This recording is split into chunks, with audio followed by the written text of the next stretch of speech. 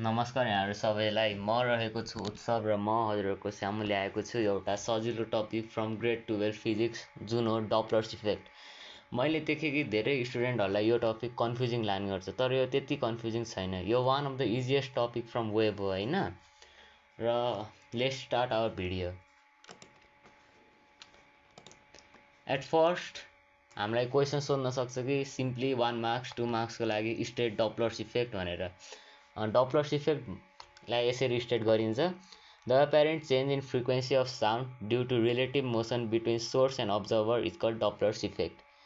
जब पनि साउन्ड र अब्जर्भरको मोसनहरु हुन्छ जुन एउटै डिरेक्सनमा होस् या डिफरेन्ट डिरेक्सनमा होस्, त्यहाँबाट चेन्ज हुने फ्रिक्वेन्सी जुन फ्रिक्वेन्सी चेन्ज हुन्छ नि हो त्यो apparent change in frequency of sound due to relative motion between source and observer is called Doppler's effect. हामीले यसरी नै बुझ्न सकिन्छ। र अब डपलर्स इफेक्टबाट हामीहरूले न्युमेरिकल या सोध्ने गर्छ मेनली एनयुबीको एक्जामहरुमा। अब हजुरहरूले पनि सेट बुकबाट प्र्याक्टिस गरिराख्नु भएको छ भने चाहिँ यो न्युमेरिकलहरु हजुरहरूले देखिराख्नु भएकै हुनुहुन्छ हैन। त्यसको लागि चाहिँ मेनली अब न्युमेरिकल कन्फ्युजिङ लाग्न सक्छ। अब डपलर्स इफेक्टबाट फिजिक्सबाट कन्फ्युजिङ लाग्ने नै न्युमेरिकल हुन्छ हैन। सो अब त्यसको लागि चाहिँ मैले एउटा दामी आइडिया निकालेर ल्याएको छु हजुरहरूको सामु। बस हजुरहरूले चाहिँ एउटा इको कन्डिसन भनेर हुन्छ, इको कन्डिसन त्यो चाहिँ दिमागमा हल्ले राखिराख्नु पर्यो। एउटा कुरा राख्नुस्, अरु सबै कन्डिसनहरुले आफै फ्याइ केही त्यो अरु एक्जाममा केही दिमाग लाउनै पर्दैन। जस्ट इको कन्डिसन राख्ने मज्जाले निकाल्ने गर्न सक्नुहुन्छ हैन हजुरले। यसको लागि चाहिँ इको कन्डिसनमा के हुन्छ भन्दाखेरि सोर्स चाहिँ अब्जर्भरतिर लागिरहेको हुन्छ र अब्जर्भरबाट नि फेरि त्यो आवाज सोर्सतिर आउँछ नि। अब जस्तै पहाडको टुप्पोतिर हुनुहुन्छ अरे हजुर, अनि कराउनु भएर फेरि त आवाज आफूतिर फर्केर आउँछ नि, त्यही नै हो। सोर्सबाट चाहिँ आवाज गइरहेको हुन्छ अब्जर्भरतिर र अब्जर्भरबाट त्यही आवाज फर्केर त्यही सोर्सतिर आएको हुन्छ हैन।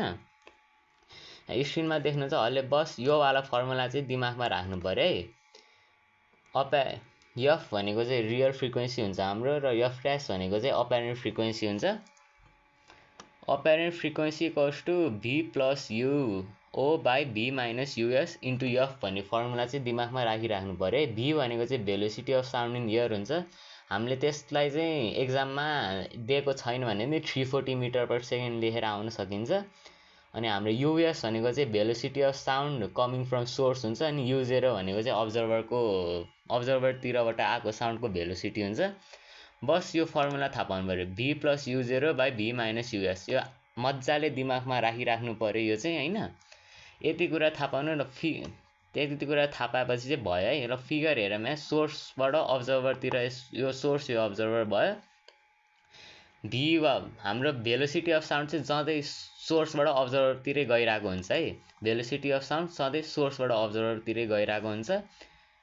सोर्स यो यूएस को डिरेक्सन यतातिर फर्कोस् या उतातिर फर्कोस्, यो भेलोसिटी अफ साउन्ड चाहिँ जहिले पनि अब्जर्भरतिरै गइरहेको हुन्छ। यसमा एरो हेर्नु, यो भेलोसिटी अफ साउन्ड यता गइरहेछ, यो velocity of sound coming from source पनि अब्जर्भरतिर गइरहेछ र अब्जर्भरको साउन्ड पनि सोर्सतिर आइरहेछ भनेपछि हाम्रो v भनेको त्यो भेलोसिटी अफ त्यो भइहाल्यो साउन्ड इन एयर। र हाम्रो फर्मुला राख्ने v plus u0 by v minus us भनेर।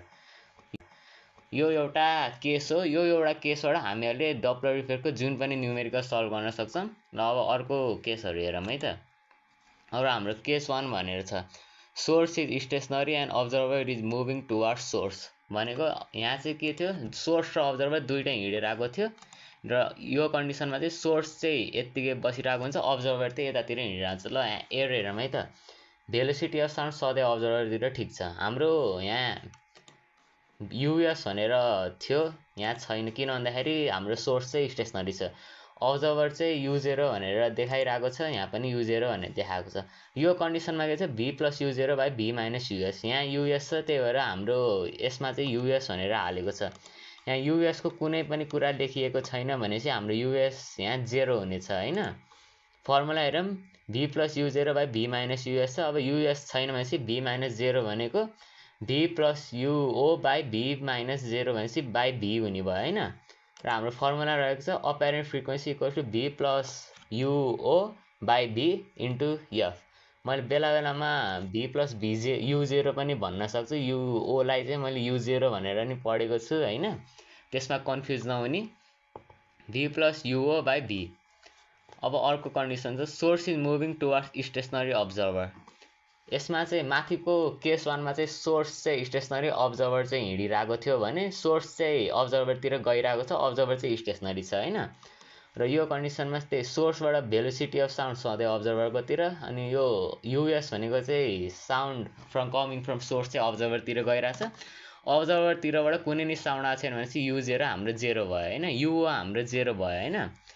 अब यो फर्मुला फेरि हेरौँ, v plus u o by v minus u s छ हैन। अब हाम्रो युओ हाम्रो 0 भयो हैन यो कन्डिसन, किनभने हाम्रो युओको कुनै पनि कन्डिसनै दियो छैन हैन यहाँ।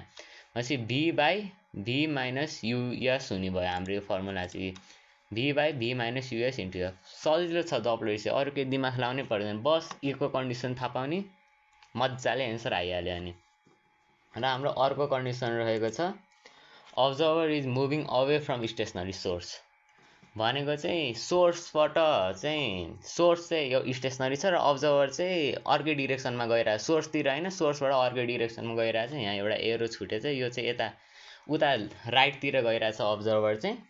सोर्स स्टेसनरी छ भनेपछि युएस 0 हुने भयो, अनि हाम्रो यु0 चाहिँ उता राइट डिरेक्सनतिर गइरहेछ अवे फ्रम सोर्स। हाम्रो यहाँ के छ भन्दाखेरि सोर्सको एरो अब्जर्भरतिर छ, अब्जर्भरको एरो सोर्सतिर छ भनेपछि हाम्रो युओ प्लसमा छ, युएस माइनसमा छ।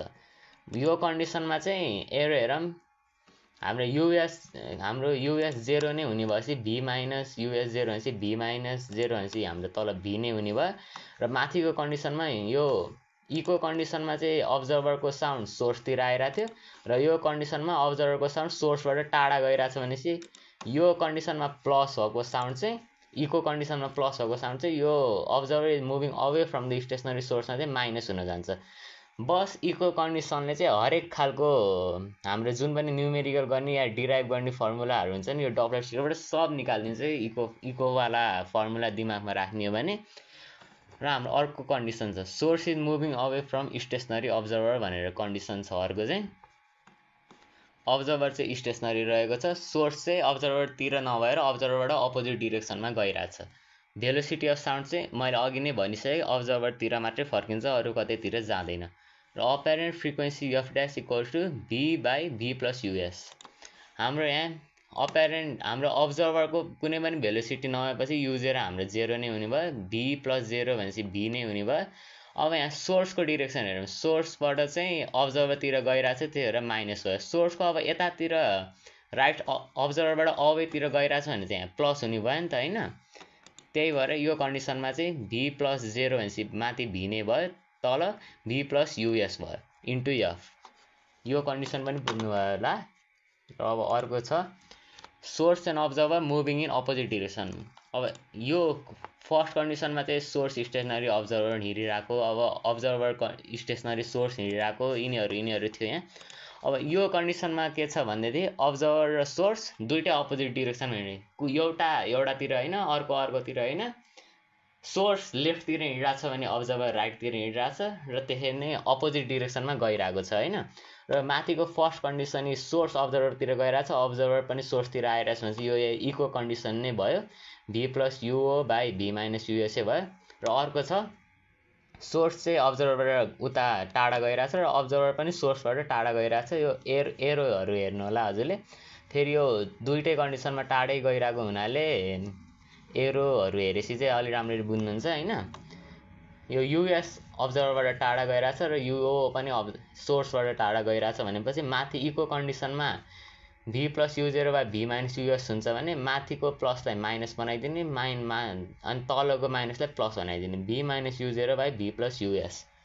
बस यति 5वटा केसहरू थाहा पाउने बित्तिकै डप्लर्स इफेक्टमा जस्तोसुकै मान्छेले पनि 8 मार्क्समा सोधोस् या 5 मार्क्समा सोधोस् फुल मार्क्स ल्याउन सक्नुहुनेछ है। र अब एउटा क्वेसन त प्र्याक्टिस गर्नु पऱ्यो हामीले गरेपछि। मैले लिएको छु हाम्रो कलेजमा सोधेको प्री बोर्डको क्वेसन लिएको छु, 8 मार्क्समा सोधेको थियो। क्वेसन रहेको छ what is Doppler's effect, does light wave show Doppler's effect. Doppler's effect यहीँ माथि नै छ। The apparent change in frequency of sound due to relative motion between source and observer equal Doppler's effect. अर्को छ does light wave show Doppler's effect. Doppler's effect लाइटले पनि देखाउँछ, यस मैले नि यस लेखेको मार्क्स पाएको छु हेर्नुहुन्छ। अब हामीलाई डिराइभ गर भनेर सोध्यो। अब an observer is moving with speed v0 towards a stationary source, find out the expression for apparent frequency heard by the observer. यो कुन केस हो जस्तो लाग्छ अरूलाई? एकचोटि गेस गर्नु होला। अब्जर्भर चाहिँ स्टेसनरी सोर्सतिर हिँडिरहेको छ भनेपछि यो पक्कै पनि हाम्रो केस 1 हुनेछ। Source is stationery and observer is moving towards the source. अब यो हामीले एक्जाममा सिधै यही फर्मुला मात्रै लेखेर हामीले मार्क्स पाइँदैन। 3 मार्क्समा सोधेछ यो लेख्ने हो भने 0.5 to 1 मार्क्स दिन सक्छ इन्भिजिलेटर या चेकरले होइन। र यसलाई पर्फेक्टली लेख्नलाई मैले यहाँ एक्जाम्पल हालिदिएको छु। यसरी लेख्ने, मैले एक्जाममा यसरी लेखेँ र मैले 3 मा 3 पाएको छु। पहिला यसरी फिगर बनाइदिने, अघि यहाँ फिगर त मैले यहाँ पनि देखाएको छु त्यसरी नै फिगर बनाइदिने र टक्क यसरी डिराइभ गरिदिने, मजाले 3 मा 3 आउँछ। यु क्यान सी द्याट यसरी गर्दा हुन्छ होइन। र हाम्रो अर्को न्युमेरिकल हालिदिएको छ। न्युमेरिकल पनि पहिला यो कन्डिसन डिराइभ गर्ने 20 को b को, र यही कन्डिसनमा यो न्युमेरिकलको भ्यालुहरू हालेर सल्भ गर्ने खाले न्युमेरिकल छ र मैले गरेको छु यसमा नि फुल मार्क्स। यो डिराइभ गर्न आएपछि न्युमेरिकल त जसरी नि गर्न सकिन्छ, फर्मुला हाल्ने न हो होइन। You can see the solution and now अब मैले आशा गरेको छु कि हजुरहरूले यो डप्लर्स इफेक्ट बुझ्नु भएको छ। यदि बुझ्नु भएको छैन भने मैले भन्न नि परेन, मेरो भिडियो हेरेर नबुझ्ने मान्छे कमै हुनुहुन्छ होला होइन। त्यही पनि यसो बुझ्नु भएको छैन भने कमेन्टमा आफ्नो प्रतिक्रिया लेखिदिनु होला र अरू कुन टपिकमा मैले भिडियो ल्याउँदाखेरि ठिक होला भनेर सजेस्ट पनि गर्नु होला मलाई। Thank you for watching. सबैलाई धन्यवाद। मेरो भिडियो मन परेमा लाइक गर्नु होला, साथीहरूमा सेयर गर्नु होला र यस्तै राम्रो भिडियो पाउनको लागि मेरो च्यानललाई सब्स्क्राइब गरिदिनु होला।